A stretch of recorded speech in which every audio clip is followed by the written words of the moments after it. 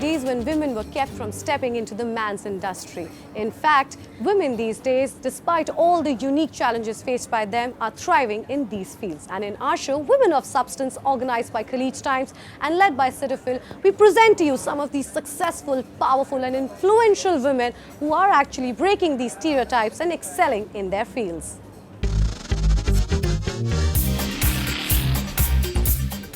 Our guest today perhaps does not need an introduction. She's an Australian automobile social media celebrity with over 7 million followers, a presenter and a vlogger. She has made a name for herself in an industry which we popularly call as the man's industry, and not only that, she has also been named as the only women influencer of the year 2018 among 16 other men. Well, please welcome Alexandra Hirschi, popularly known as the Supercar Blondie. Thank you so much. Hi Alex, welcome to the show. Thank you. So great to have you here today. Yeah, it's fun. Thanks so much for having me. You know, before we get into the details of what your journey has been like, about your love for cars and all of that, I really need to know, what is the whole secret behind being named as the Supercar Blondie? There wasn't like some kind of aha moment where I was like, I really want to be called Supercar Blondie. It was just literally a mashup of two words and it just stuck.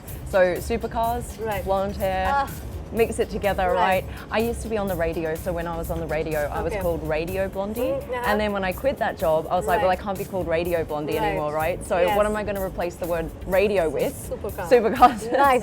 So mighty innovative, I have to say that. Right. So now getting on to that, like, so from radio to this, how did you come this far? And when you started off, did you really think that, you know, being a social media celebrity is something that you were aiming for and it's something that you're going to probably do for a living? I had no idea.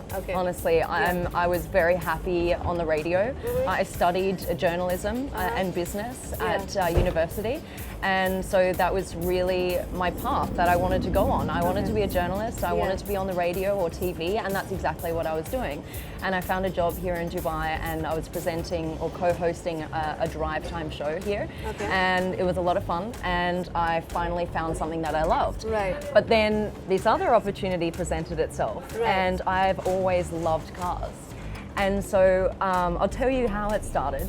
But I was working with Bentley on the radio. Sometimes I would cover their events because I was the only petrol head on the radio that actually wanted to go to these events and drive the cars and then come back and report on it. So I was working with them, and I suppose just as a thank you, one day they called me and said, how would you like a Bentley for the weekend? Wow. Ooh. I know. You know, who gets that phone call, right? It doesn't happen. It doesn't happen. So I was just like, wow, I'm living the dream. I've always wanted to own a Bentley. Like, one day that was my goal, you know, to own a beautiful car because I love driving. And so I was driving this Bentley around and I thought, how can I do more of this? How can I drive more of these beautiful cars? And so I just started hustling and tried to knock on every door possible, show up at industry events, be in the car world as much as possible. And I luckily, or not based on luck really, based on persistence, I was given a Ferrari then to drive, and I was given a McLaren to drive. And what I did for them in return was post on social media.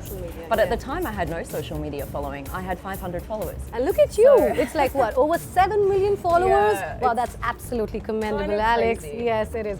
So, you know, when this started for you, what was the thought behind? Like, how did you want to sort of produce your content, your videos? What was the thought process? So I approach my content in a very different way. I want to make it fun. I want to make people feel like they are allowed to love cars, even if they're not experts. So that's why you'll find a lot of my content is just fun or I introduce a bit of comedy into it. Very interactive. Right, and I don't want, sometimes I do mini reviews on cars, but I always approach it from a layman's perspective. How would anyone feel if they were given the keys to a supercar? What would stand out? How does the car sound? What are the cool features? And so that's what I really try to do. I try to create content that relates to 99% of the population. Cetaphil, the brand well known for its gentleness, has developed the new Cetaphil Ultra Gentle Body Wash range for you. It gently cleanses without stripping skin of its natural moisture, leaving skin feeling comfortably nourished all day long. Enjoy a great body wash experience so you can look and feel healthier. Now available in fragrance-free and refreshing scent. Cetaphil, complete your health routine. You know, Alex, at this point, I really have to bring in Nick. You know, for those of you who do not know who Nick is, Nick Hirschi is Alex's husband, and he's also the man behind the wheel. And we need to know more about it because we believe that you had to really coax him into quitting his job. How did you convince him for that? You know, that's the easiest thing I've ever had to do. To convince my husband to quit his day job and come and drive supercars. Right. I mean, yes, who wouldn't want to do that? Exactly. So, I mean, but it did take some time because he's been in finance for 15 years. He had a very successful role where he was working. And it just got to a point where we didn't have any quality time together anymore because we were working all the time. Because he still had his full-time job, and this had kind of grown quite quickly for me over the last year. So it got to the point where we sat down, we looked at each other, and we said, "Let's go for it." While you were, busy filming these videos and you quit your job and all, amid all of this, what has been your most fulfilling experience so far? The most satisfying? And this is something I never realized would come of this job. This was a complete surprise to me because I was just doing something I loved, and I started traveling around the world and meeting people who followed me. And the more and more I travel and the more and more I meet people, the more women approach me and say, "Thank you for what you do." I now don't feel scared to enter a male-dominated industry. For example, it might not be cars at all. It might be engineering, it might be mathematics, it could be anything, but male-dominated, right? And I didn't realize that that was something I was doing, actually, making other women feel comfortable enough to sit in a room of 50 men and feel like it was okay to be there. And so the more and more women who come up to me and say those things, I just think, wow, okay, everything I've been through and all the trolling online and everything has completely been worth it. We'll come to that as well, yes. But so, this is more for the viewers who are watching our show today. It's about, social media, as we all know, it's full of trollers, and it's not always positive comments and encouraging, likes and shares and all of that. But the times that, you have been negatively commented or have been remarked on any of your videos, how do you sort of take that? Does that bog you down or sort of maybe motivates you even more to sort of work harder or come up with something better? At first it got me really down, I have to be honest with you. I mean, I don't think it's something anyone is prepared for. Yes. When you go from being someone just with an everyday job and no one really cares what you're doing, right? To someone in the public eye, and suddenly when all your videos kind of get posted and shared all around the world and suddenly you're popping up everywhere, some people aren't going to like you, and that's fine, that's normal, right? Some people are going to love you, some people aren't. So the people who don't like you are going to really tell you that they don't like you, right? But that's something I don't think you can ever prepare for mentally. It was really challenging for me to get used to that. But I think I'm at a place now, a year and a half later, where I accept that as part of my job and my life. You can drink and eat right things and exercise. But to feel completely healthy, you need healthy skin. Cetaphil strengthens and protects even the most sensitive skin, so you can look and feel healthier. Cetaphil, complete your health routine. Alex, as I mentioned in my introduction, that about you being the only biggest influencer in the Middle East, right? For the year 2018 among 16 other men. I mean, I would be on top of the world. I'm sure so are you. So that is just one of your achievements. For you, which has been your biggest achievement? Yeah, I was thinking about this the other day, and I had to look back over the last year and a half because I've only been doing this for a year and a half. And what I noticed is my views, right? So out of all the videos that I have produced over the last year and a half, I have now generated over 1 billion minutes watched. So, just to put that into perspective, because 1 billion minutes is just kind of like, well, what is that? What does that mean, right? Yes. It's like if someone were to sit down and watch my videos back to back for nearly 2,000 years.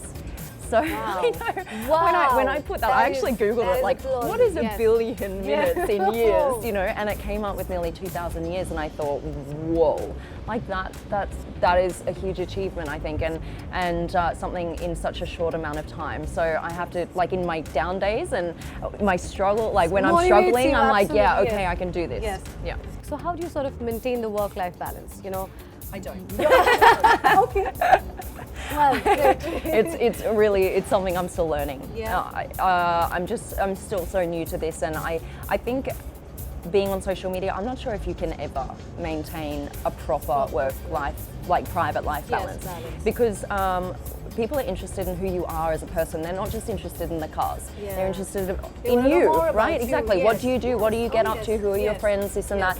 And I think it would be wrong of me to keep that from them, because they are why I have this job. So I'm so thankful to all of them for watching and following me, that I want to give them more. I want to show them more. So, you know, Alex, this being the last question for you, and you've been a great guest today. Thank you. I really need to know, what is it that, you know, is the philosophy for you in life? And this is also something for our viewers, for all the young social media, you know, influencers who are, you know, working there and want to be probably like you one day.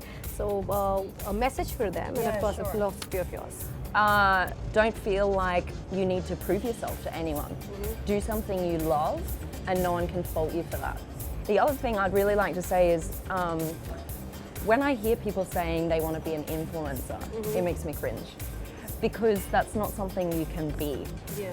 What you do is you do something you love in your life, and then you share what you love online. Right. And as a byproduct of sharing what you love, you get influence. So it's a byproduct. So it's all about following your passion. Right, and creating videos, awesome content. It's all about content. Create something different, unique. Be someone new in that industry and share that with everyone.